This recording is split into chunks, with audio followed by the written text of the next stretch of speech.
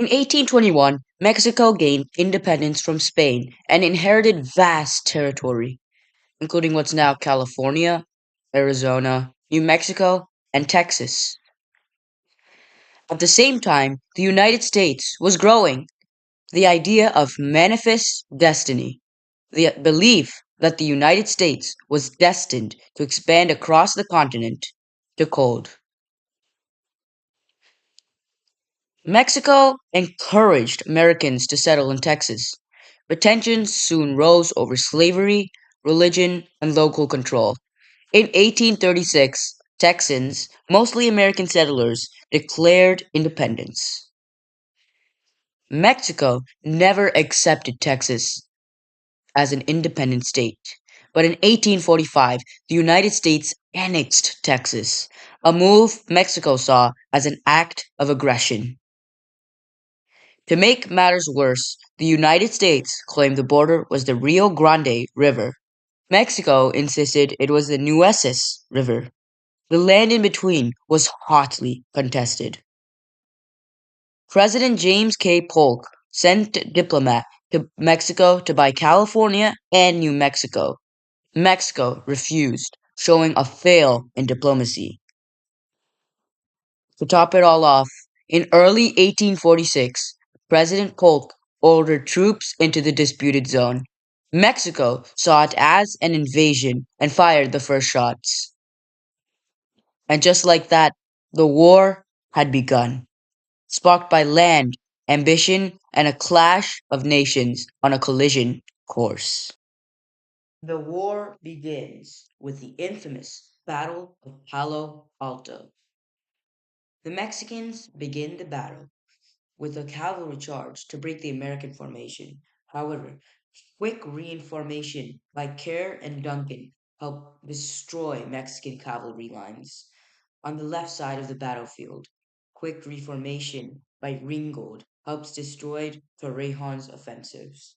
At the end, the battle is an American victory, with the Mexicans suffering 400 losses compared to the Americans' mere 50.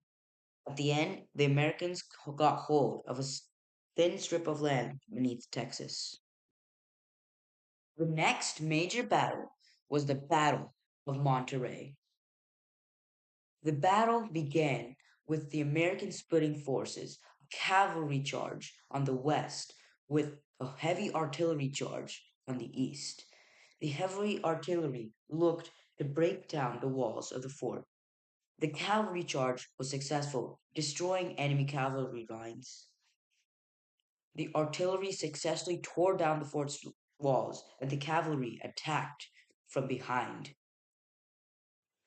Eventually, the Mexicans were fully encircled, leading to an American victory. The Battle of Monterrey was a complete disaster for the Mexicans. The Americans suffered only 120 losses compared to the Mexicans' 3,000. The battle was a military general's dream, the encirclement of a much larger force by a much smaller force.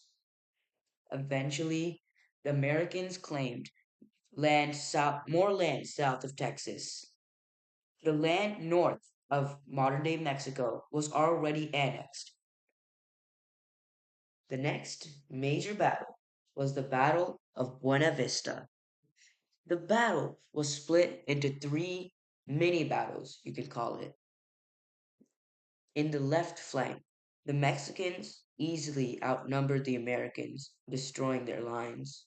However, on the right flank, the Americans used superior tactics, such as hit them with a decoy and flank them on the other side, to defeat the Mexican forces. Once the Mexicans on the left side found that they were being encircled, they surrendered, leading to an American victory. In the end, the Americans suffered 650 losses compared to the Mexicans' 2,000. It was a tough fight, but it was worth the battle. At the end, the Americans gained another thin strip of land south of Texas. Slowly, they are marching their way down to Mexico City. At last, we arrive at the great battle of Veracruz. The battle begins with an amphibious invasion of 12,000 American soldiers and a land invasion looking to tear down the walls. The Navy attempts to form a naval blockade. The land invasion lasts a grueling 14 days until the walls finally begin to fall. On March 27th, the Mexicans finally surrendered, with them seeing their walls torn to the ground, leading to an American victory. The siege of Veracruz was a massive battle, but the death count was relatively low due to the early surrender of the Mexicans. The Americans suffered 80 dead, and the Mexicans lost 400. The battle was a major victory that paved the way towards Mexico City. At the end, the Americans launched their main campaign, the March to Mexico City. They gained more land in modern day Mexico, and Mexico looked to be on the brink of collapse. We have arrived to the Battle of Mexico City. It was actually a series of battles. The first battle in the Battle of Mexico City is Molino del Rey in September 8th.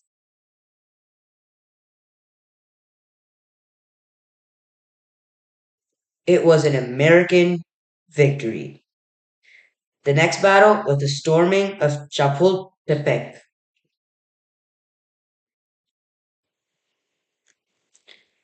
another American victory, and showing a superior usage of hit them with a decoy and flank them from the other side.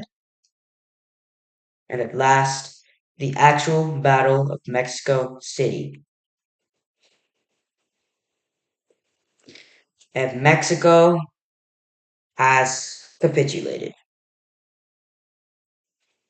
The Battle of Mexico City was a massive battle with massive casualties. 800 dead Americans and 2,700 dead Mexicans. After the Mexican American War ended, Mexico was completely humiliated and annihilated by the Treaty of Guadalupe Hidalgo. This treaty made them lose over half of their land. In reparations, the United States decided to pay them $15 million, or about the amount that would be equal to $470 million today. The reason for such a low amount was that these lands were so scarcely populated, they didn't have any real value. But still, war was just around the corner. The new states, Texas and New Mexico, were both slave states, and tensions between the North and South kept rising due to slavery. This would be the great separation of the nation.